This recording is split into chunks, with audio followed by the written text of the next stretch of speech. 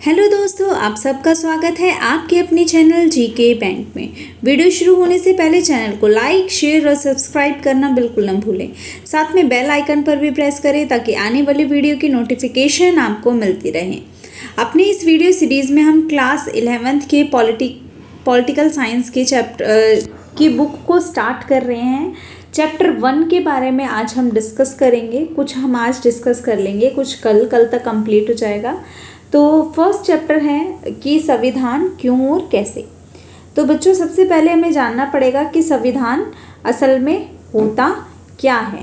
तो देखो, किसी भी देश की शासन व्यवस्था किस प्रकार देश में काम होगा, कैसे नियम बनेंगे, कैसे कानून बनेंगे, इन सब का संग्रह है कहाँ होता है, हमारे संविधान में होता है। जहाँ पे इन सब का संग्रह होता है उसी को संविधान कहते हैं।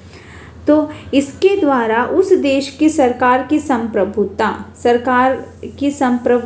अपने आप पर या संविधान पर निर्भर होती है कि वो कैसे काम करेगी। और वो कैसे काम करेगी ये बात भी कहाँ लिखी हुई है बेटा, हमारे संविधान में। और वे जो भी नियमों व कानूनों का निर्माण करती है उसका पालन किसको करना पड़ता है, जनता को पालन उसका करना पड़ता है। लेकिन उन नियमों व कानूनों का निर्माण भी वो संविधान के अंदर रहकर ही करती है। अब देखो, इस बात को आप ऐसे समझो, स्कूल है, ठीक, स्कूल में कुछ नियम और कानून बने होते हैं जिसके अकॉर्डिंग वो स्कूल ठीक से चलता है। अगर वो नियम और कानून ना बने हो ना तो बच्चों स्कूल में पढ़ाई हो पाना बहुत इम्पॉसिबल वाला काम हो जाएगा। जैसे कि सबको क्या करना है, अपनी यूनिफॉर्म पहन के आना है, ढंग से प्रॉपर यूनिफॉर्म में आना। ये क्या है, हमारे स्कूल का एक नियम है। कौन सी क्लास में क्या पढ़ाया जाएगा, कौन सी क्लास में क्या पढ़ाया जाएगा, ये एक नियम है। अब ये तो नहीं हो सकता है ना 5th क्लास में आप 11th क्लास की चीज़ें पढ़ने लग जाएंगे, या फिर 11th क्लास में आप 5th क्लास का सिलेबस पढ़ रहे हैं। नहीं पढ़ सकते हम ऐसे, क्योंकि रूल्स के अकॉर्डिंग ही स्कूल चलेगा। अगर ये रूल्स नहीं होंगे, अब मान लो देखो बच्चों, रूल नहीं है, कोई ड्रेसअप नहीं है, ड्रेस कोड कुछ नहीं है, सब अपनी मर्ज़ी से ड्रेस पहन के आ रहे हैं। तो कोई बहुत अमीर है तो बहुत अच्छी ड्रेस पहनेगा, गरीब है, गरीब तो भाई बहुत मतलब ठीक ठाक कपड़े पहनेगा। या फिर कोई किसी धर्म को मानता है, वो अपने धर्म के अनुसार उस तरीके के कपड़े पहन के आएगा। तो क्या होगा, सब बच्चों का आपस में एक दूसरे को देखने का नज़रिया बदल जाएगा। बच्चे यही सोचते रह जाएंगे वो कितना अच्छा पहन के आया है, मुझे भी कल यही पहनना है। इन्हीं सब चीज़ों में बच्चे लगे रह जाएंगे और पढ़ाई तो कर ही नहीं पाएंगे, है ना। तो स्कूल भी बिना कानून नियमों के नहीं चल सकता। तो फिर देश कैसे चल सकता है ना, स्कूल तो देश में होता है। तो उसी तरीके से अब देश में भी किसी भी देश की शासन व्यवस्था से संबंधित नियमों व कानूनों के संग्रह को संविधान कहते हैं। संग्रह का मतलब होता है जहाँ पे सारी चीज़ें इकट्ठी हों, ठीक है। इसके द्वारा उस देश की सरकार की संप्रभुता अपने आप पर निर्भर करती है और संविधान पर निर्भर करती है। और वह जो भी नियम बनाती है उनका पालन किसको करना पड़ता है, जनता को। और वो नियम कैसे बनाती है, संविधान के अनुसार बनाती है। तो बच्चों, आप समझ गए होंगे कि संविधान क्या होता है। अब हम बात करते हैं संविधान कितने प्रकार का होता है। तो देखो बच्चा, संविधान को मुख्यतः 2 प्रकार का माना जाता है, एक लिखित संविधान और एक अलिखित संविधान। तो जो लिखित संविधान होता है ना बच्चों, वो लिखित, जैसे नाम से ही पता चल रहा है, लिखित, जो लिखा हुआ होता है, एक बुक की फॉर्म में होता है ना। तो वो क्या हो जाएगा, हमारा लिखित संविधान। लिखित संविधान वह संविधान होता है जिसका निर्माण निश्चित रूप से एक संविधान सभा द्वारा किया जाता है, जैसे कि भारत का संविधान है, अमेरिका का और जापान का संविधान। अब ये संविधान सभा क्या है, कैसे क्या है, इसके बारे में हम आगे चर्चा करेंगे अभी संविधान सभा के बारे में। तो ये हुआ हमारा लिखित संविधान। अब बात करते हैं अलिखित संविधान क्या होता है। तो देखो बच्चों, जो परंपराएं चलती आ रही है ना हमारी, जैसे स्टार्टिंग से भाई ये होता आया है तो यही होगा, उसको संविधान मान लिया जाता है। या फिर कोई ऐसी घटना घटित हो जाती है जो पहले कभी घटित ना हुई हो और उस पर न्यायालय कोई निर्णय सुना देती है, तो उसको संविधान मान लिया जाता है। वो निर्णय ऐतिहासिक हो जाता है और उसको संविधान ही मान लिया जाता है। तो देखो ठीक से पढ़ते हैं इसको। अलिखित संविधान वह संविधान होता है जिसका निर्माण किसी संविधान सभा द्वारा नहीं होता, बल्कि परंपराओं व समय समय पर पारित होने वाले कानूनों, निर्णयों आदि का प्रमाण होता है। तो समझ गए होंगे आप। और इस तरीके का संविधान किस देश का संविधान है बच्चों? ब्रिटेन, न्यूजीलैंड और इजराइल का संविधान इस प्रकार का संविधान है। अब बात करते हैं, देखो बच्चों, संविधान की आवश्यकता क्यों पड़ती है? किसी भी देश को संविधान की आवश्यकता क्यों पड़ती है? तो देखो क्या होता है संविधान से? शक्तियों का बंटवारा। किसी भी देश को चलाने के लिए 3 अंग जो मेन होते हैं देश के, क्या क्या? विधायिका, कार्यपालिका और न्यायपालिका। इनके बीच शक्तियों का बंटवारा कैसे किया गया है? संविधान से। विधायिका क्या काम करेगी, कार्यपालिका क्या काम करेगी, न्यायपालिका क्या काम करेगी, संविधान के द्वारा बता दिया गया है उसमें इनकी शक्तियों को भी और इनके कार्यों को भी। साथ ही साथ ये भी कहा गया है कि ये तीनों एक दूसरे के काम में कोई भी हस्तक्षेप उत्पन्न नहीं कर सकते।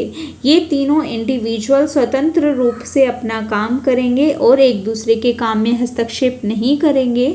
और इनके पास जो जो शक्तियां हैं, इन शक्तियों का बंटवारा किसने किया है? संविधान द्वारा किया गया है, ताकि ये लोग सुचारू रूप से और बिना किसी दबाव के स्वतंत्र रूप से अपना काम कर पाएं। तो ये हुआ शक्तियों का बंटवारा। ये पॉइंट्स लिखे हैं बच्चों, इन पॉइंट्स को आप डिस्क्राइब करेंगे जैसे मैं समझा रही हूँ, उसको अपनी लैंग्वेज में लिखने की कोशिश करेंगे। और जितना भी मैं पढ़ा रही हूँ उसके बाद बुक ज़रूर पढ़ना, आपको बहुत आसान लगेगी बुक, फटाफट पढ़ के रख दोगे आप। अब देखो, सरकार की शक्तियों पर अंकुश।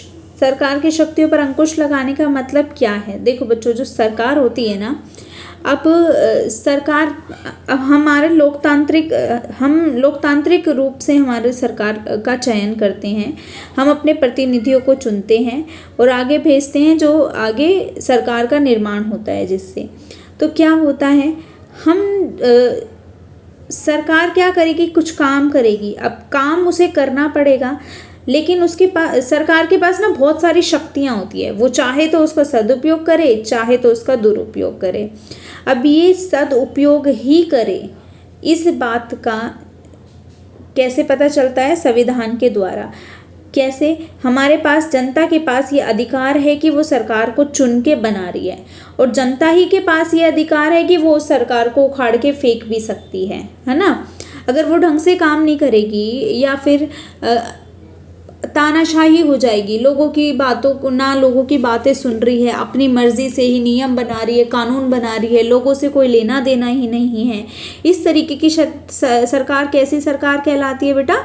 तानाशाही सरकार कहलाती है। और इनकी शक्तियों पे अंकुश कौन लगाता है? संविधान। संविधान बताता है इनको कोई भी कानून या नियम बना रहे हैं तो वो किस तरीके से, किन किन चीज़ों का पालन करते हुए नियम और कानून बना सकते हैं। अगर वो उन सब चीज़ों का पालन नहीं करेंगी तो अगली बार उनको वो गद्दी दोबारा प्राप्त नहीं होगी, जनता उसको उखाड़ फेंकेगी वहाँ से। तो कोई भी सरकार तानाशाही ना हो जाए, इसका प्रबंध भी कैसे होता है? संविधान से ही होता है। तो सरकार की शक्तियों पर अंकुश लगाती है ताकि सरकार अपनी शक्तियों का कोई दुरुपयोग ना कर पाए, है ना। तो ये भी काम कौन करता है? हमारा संविधान। लोगों में बंधुत्व की भावना का विकास करता है। बंधुत्व की भावना बच्चों क्या होता है? भाईचारे की भावना। संविधान जो है हमें कुछ अधिकार देता है ना, अधिकार देता है, जिसमें से क्या है हमारा भाई? एक स्वतंत्रता का अधिकार है, समानता का अधिकार है, जो हम सेकंड चैप्टर में बहुत अच्छे से पढ़ेंगे, है ना। तो क्या है? वो लोगों में बंधुत्व की भावना का विकास करता है। सब एक दूसरे को समान समझ रहे हैं, कोई ऊंच नीच कोई किस प्रकार के देश में नहीं है।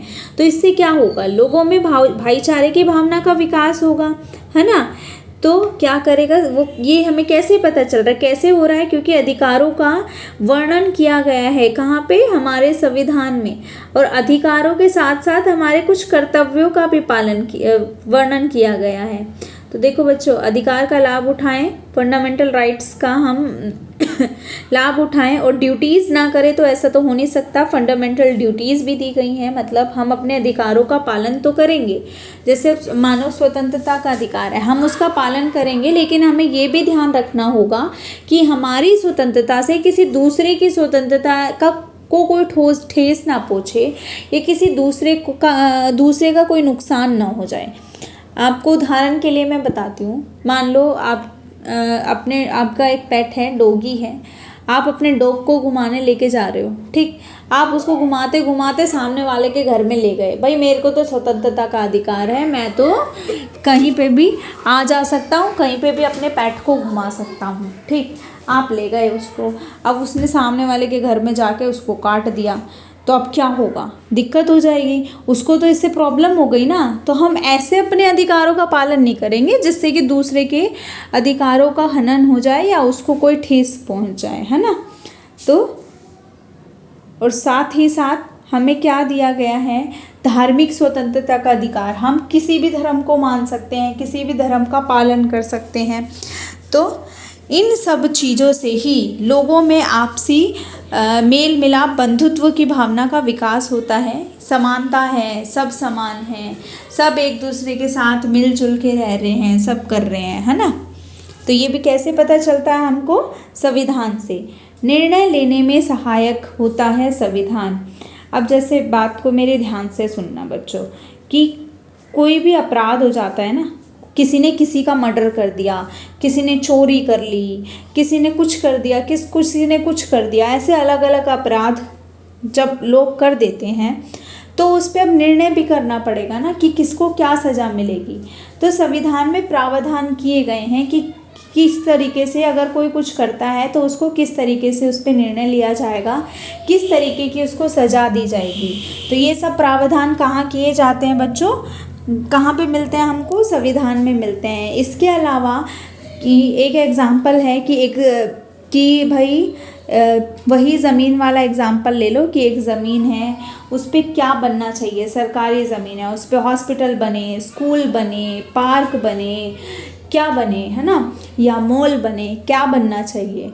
तो इस चीज़ का निर्णय भी कैसे कर सकते हैं हम? संविधान से। संविधान में देख सकते हैं कि लास्ट निर्णय, एक निर्णय पे पहुंचना है तो कैसे जाएं, या फिर कोई ऐसा कोई अपराध हो जाता है जिस पे कई बार यही डिस्कस करना, यही निर्णय लेना मुश्किल हो जाता है कि अब ऐसे में क्या किया जाए। तो न्यायालय क्या करती है? सारी दलीलों को सुनने के बाद, सारे सबूतों को देखने के बाद लास्ट निर्णय कैसे करती है? जो भी संविधान में लिखा गया है, संविधान के अनुसार उसके निर्णय कर देती है। संविधान से बढ़ के बच्चों कुछ भी नहीं है ना।